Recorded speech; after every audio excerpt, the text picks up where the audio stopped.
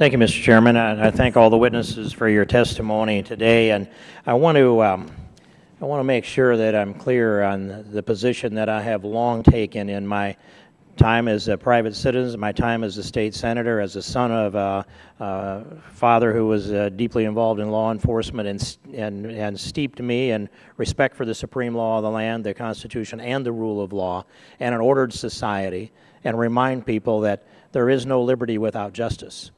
And we've seen an example in here during this hearing of what happens when people have contempt for the law.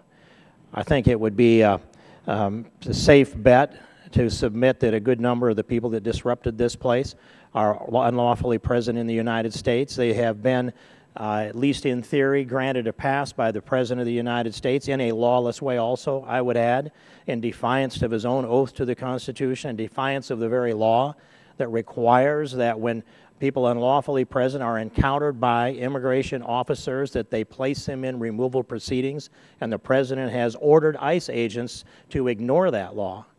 And now we see the results of it, the results of being rewarded for breaking the law with more contempt for the law in the disorderly conduct that took place within this hearing.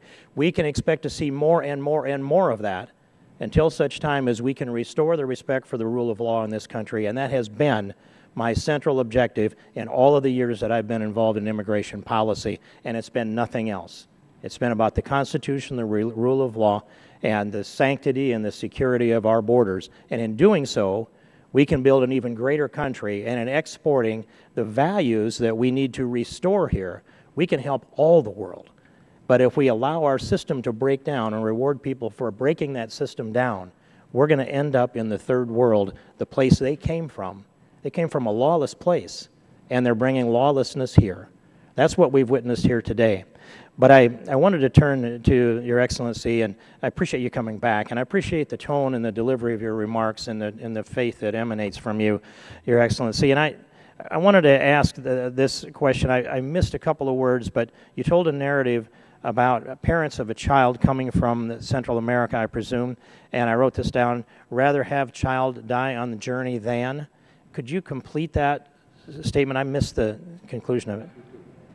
I'd be happy to. First of all, could I say, Representative King, that it's unfair for people to impute intentions to people, as I'm sure you feel was done here. But it's also, we need to be careful about the intentions of others. Maybe it's not so much a desire to break the law as a passion and a fear and a concern that is in the hearts of many people right now. But I think what I was saying at that time was that this mother, and I've heard this by others, this mother said that I would rather have my child experience the danger of crossing to the United States rather than die here in our porch or at home. Because the situation in Central America, I've talked to Bishop Ramazzini from Guatemala, who's deeply involved, Cardinal Oscar Rodriguez Maradiaga in Honduras. They are very concerned about the circumstances in their country and the fear with which children are living.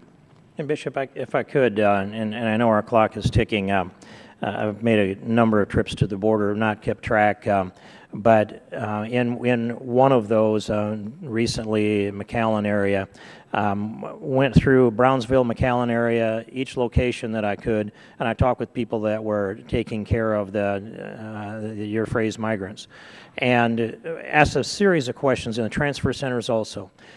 How many of the unaccompanied alien juveniles are sexually assaulted on the way?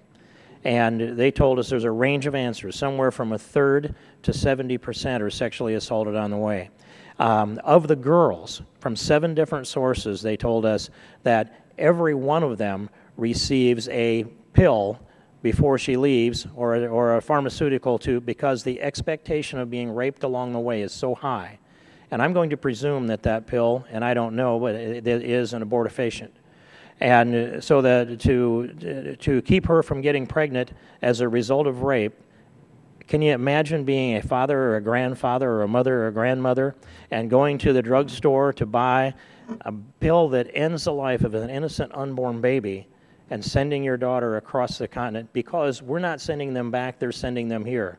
And everyone down there told us, until you send them back, they're going to keep coming, and they're going to be subjected to that kind of rape, that kind of violence, that kind of death of innocent unborn babies.